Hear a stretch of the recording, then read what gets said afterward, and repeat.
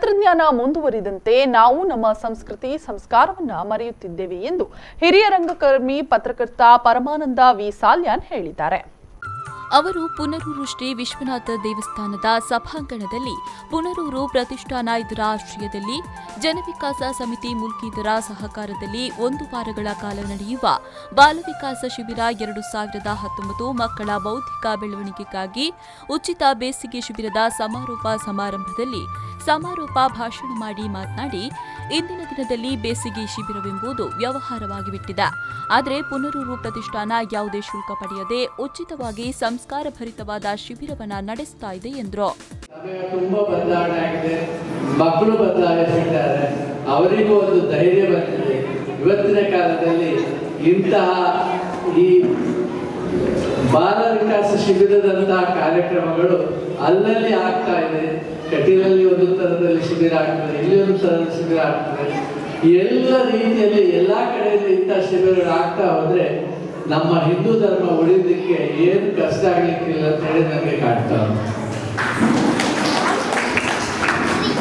ಇದಕ್ಕೆ ಮುಖ್ಯ ಅಂದ್ರೆ ಒಬ್ಬ ಊರಿಗೆ ಒಬ್ಬ ರಾಜ ಅಥವಾ ಒಬ್ಬ ಪ್ರೆಸಿಡೆಂಟ್ ಅಥವಾ ಒಬ್ಬ ಗೌರವ ವ್ಯಕ್ತಿ ಬೇಕು. ಮುಂಬೈ ಸಂಜೀವಿನಿ ಚಾರಿಟೇಬಲ್ ಟ್ರಸ್ಟ್ನ ಅಧ್ಯಕ್ಷ ಡಾ ಸುರೇಶ್ ರಾವ್ ಪ್ರಮಾಣ ಪತ್ರ ವಿತರಿಸಿ ಮಾತನಾಡಿ, ಟ್ರಸ್ಟ್ ಮುಂದಿನ ಪೀಳಿಗೆಯ ಹಿತದೃಷ್ಟಿಯಿಂದ ಇಂತಹ ಬಾಲವಿಕಾಸ ಶಿಬಿರವನ್ನ ಹಮ್ಮಿಕೊಂಡು ಉತ್ತಮ ಕೆಲಸವನ್ನ ಮಾಡ್ತಾ ಇದೆ. ಇದು ಇತರ ಟ್ರಸ್ಟ್ಗಳಿಗೆ ಮಾದರಿಯಾಗಲಿ ಎಂದು ಶುಭ ಹಾರೈಸಿದರು. ಈ ಶಿಬಿರಗಳು ಜಾಸ್ತಿ ನಿರೀಕ್ಷೆ ಜಾಸ್ತಿ ಪೇರೆಂಟ್ಸ್ ಒಂದು ಕಾಲ ನಾವು ಇಲ್ಲಿ ಸಂದರ್ಭ ಸುರೇಶ್ ರಾವ್ ಪಡೆಯೇ ಅವಾಗ ಅವಕಾಶ ಕಮ್ಮಿ ಇದ್ದಂಡೆ ಒಡೆಮಟ್ಟ ಪೋನಾಗ ಶಾಲೆಗೆ ಪೋನಾಗ ತುರುಟು ಪಾತ್ರೆ ಜೋಗುಲು ಮಾಸ್ಟರ್ ಬೆತ್ತರು ಬೆಟ್ಟ ಮಗುತ್ತೇವೆ ಮಡಿವಂತಿಗೆ ಇರ್ತಾರೆ.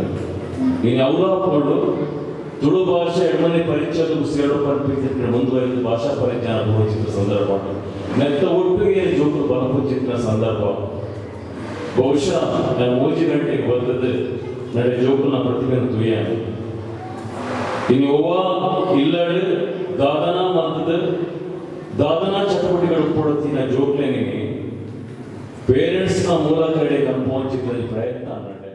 ಪ್ರತಿಷ್ಠಾನದ ಗೌರವಾಧ್ಯಕ್ಷರುಗಳಾದ ಧರ್ಮದರ್ಶಿ ಹರಿಕೃಷ್ಣ ಪುನರೂರು ಅಧ್ಯಕ್ಷತೆಯನ್ನು ವಹಿಸಿದ್ರು.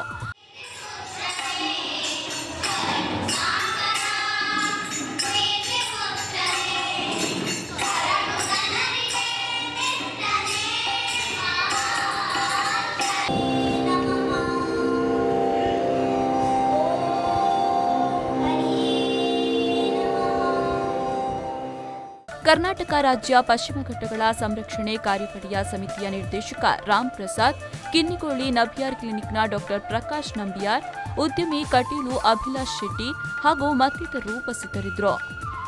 ನಿಶಾಂತ್, ವಿ4 ನ್ಯೂಸ್ 24/7 ಮುಲ್ಕಿ.